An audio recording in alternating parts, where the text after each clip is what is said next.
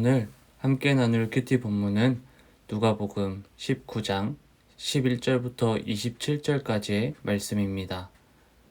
오늘 말씀은 예수님께서 예루살렘에 입성하시는 상황을 그린 내용입니다. 제자들과 무리는 예수님의 예루살렘 입성을 통해서 예수님께서 왕권을 얻어 하나님 나라를 이루어 나갈 것이라고 생각했습니다. 그래서 유대인들은 메시아가 예루살렘의 감람산에 임하고 새로운 나라가 건설되기를 소망했습니다.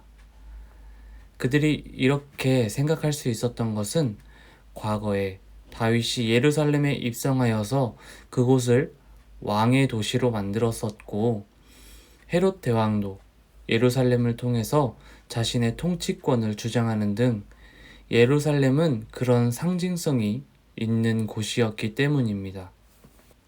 오늘 말씀의 내용은 예수님께서 비유로 말씀하신 내용으로 시작합니다.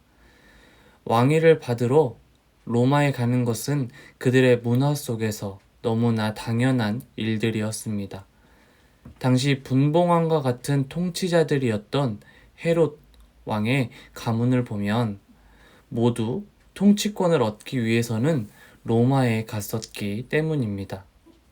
그 중에서 헤롯 아켈라우스는 아버지의 뒤를 이어가기 위해서 로마 황제를 만나러 갈 때 유대인들은 그의 통치를 반대했었습니다. 이 모습을 예수님은 14절 말씀을 통해서 이야기하십니다. 이 비유는 지금 우리가 봤을 때 예수님께서 하나님의 아들로서 이 땅에 오셔서 구원으로 인도할 메시아라고 선언하실 때 많은 유대인들이 반대를 하고 심지어 예수님을 십자가로까지 끌고 가는 것을 보여주고 있습니다. 그리고 이어서 문화를 맡기고 멀리 떠나는 주인에 대해서 이야기하십니다.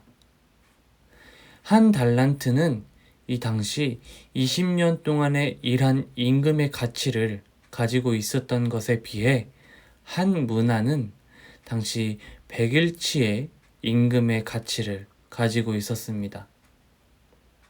이 문화를 가지고 동일하게 3명의 종에게 나눠주고 떠났고 돌아왔을 때 종들의 모습을 평가하는 내용이었습니다.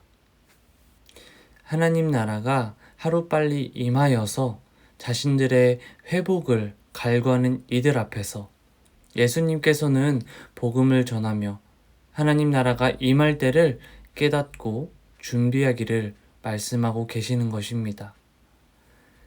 이들이 생각했던 정치적인 나라나 유대 민족을 위한 국가가 아니라 하나님의 통치가 예수 그리스도를 통해 실현되는 나라를 이루어 가시고자 했기 때문입니다. 그 안에서 예수님께서는 3명의 종의 모습을 통해서 우리가 어떻게 준비하고 있어야 할지 말씀하십니다.